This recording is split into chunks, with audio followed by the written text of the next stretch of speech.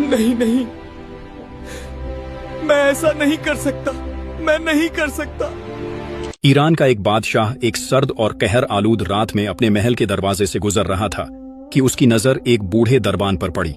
वो पुरानी और बारीक वर्दी में पूरी वफादारी से पहरा दे रहा था। बादशाह ने शफकत से पूछा, तुम्हें सर्दी नहीं लगती? बूढ़े ने मुस्कुराते हुए कहा, बादशाह सलामत, लगती है मगर गर्म वर्दी नहीं है मेरे पास, इसलिए बर्दाश्त करना पड़ता है। बादशाह ने कहा, मैं अभी तुम्हें गर्म कपड़े भेजता हूं।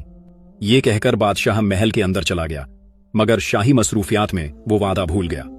सुबह को महल के दरवाजे पर दरबान की अकड़ी हुई लाश मिली। करीब की दीवार पर कोयले से लिखा एक जुमला नजर आया, बादशाह सलामत, मैं बरसों से सर्दियों में यही वर्दी पहने रहता था, मगर कल आपके वादे की उम्मीद ने मुझे मार दिया। ये कहानी हमें सिखाती है कि वादा करना एक बहुत बड़ी जिम्मेदारी है। जब हम किसी से वादा करते हैं तो उसके दिल में उम्मीद जाग उठती है। अगर वादा पूरा न हो तो मायूसी का सदमा आम हालात से कहीं ज्यादा तकलीफदेह होता है। एक घने जंगल में एक रीछ रहता था जो हमेशा ज्यादा से ज्यादा खाने की तलाश में रहता। एक दोपहर वह जागा तो मौसम बिल्कुल साफ और रोशन था। उसने सोचा, क्या खूबसूरत दिन है, आज मछली पकड़कर खूब मजा करूंगा। वह दरिया की तरफ चल पड़ा और इरादा किया कि आज एक बड़ी मछली जरूर पकड़ेगा। शौक से हाथ डाला तो फौरन एक मछली हाथ आ गई। खुशी तो हुई, मगर वह छोटी थी।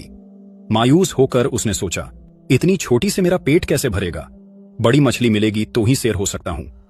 यह सोचकर उसने छोटी मछली वापस दरिया में फेंक दी और दोबारा कोशिश शुरू कर दी।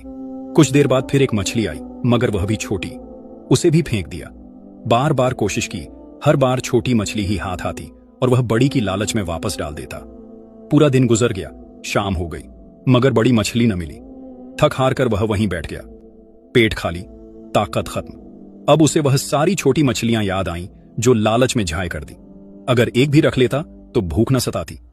दोस्तों, जो कुछ तुम्हारे पास है उसकी कद्र करो, चाहे छोटा ही क्यों ना हो। कुछ ना होने से 1000 गुना बेहतर है। मेरा कर्ज फौरन अदा करो या अपनी बेटी की शादी मुझसे कर दो और मैं सारा कर्ज माफ कर दूंगा। एक छोटे गांव में एक गरीब किसान रहता था जिस पर गांव के चौधरी का बहुत सा कर्ज था। चौधरी बूढ़ा और बेरहम था और किसान की खूबसूरत बेटी से शादी का ख्वाहिशमंद था। एक दिन किसान कर्ज अदा करने के लिए मजीद वक्त मांगने गया। चौधरी ने एक अजीब सौदा पेश किया, या तो कर्ज फौरन अदा करो या अपनी बेटी की शादी मुझसे कर दो और मैं सारा कर्ज माफ कर दूंगा। किसान परेशान हो गया, न कर्ज अदा कर सकता था, न बेटी की शादी उस जालिम से कर सकता था। चालाक चौधरी ने किसान को मशवरा दिया, तकदीर से फैसला करवा लेते हैं। मैं एक काली और एक सफेद कंकरियां थैले में रखूंगा। तुम्हारी बेटी एक कंकरी उठाएगी। अगर काली निकली तो शादी हो जाएगी और कर्ज माफ। अगर सफेद निकली तो न मैं तुम्हारी बेटी से शादी करूंगा न कर्ज का मुतालिबा करूंगा। अगर तुमने इनकार किया तो तुम्हें जेल भेज दिया जाएगा। किसान मजबूरन मान गया। गांव वालों के सामने चौधरी ने 2 कंकरियां उठाकर थैले में डाली। तेज नजर लड़की ने देख लिया कि उसने दोनों काली कंकरियां रखी हैं। लड़की परेशान हो गई। चौधरी धोखा दे रहा था। अचानक उसके जहन में एक शानदार ख्याल आया। उसने हाथ थैले में डाला, एक कंकरी निकाली और बगैर देखे झटके से उसे रास्ते पर गिरा दी, जहां वो बिखरी कंकरियों में खो गई और बोली, ओह माफ कीजिए, कंकरी नीचे गिर गई। लेकिन कोई बात नहीं, थैले में जो कंकरी बची है उससे पता चल जाएगा कि मैंने कौन सी उठाई थी।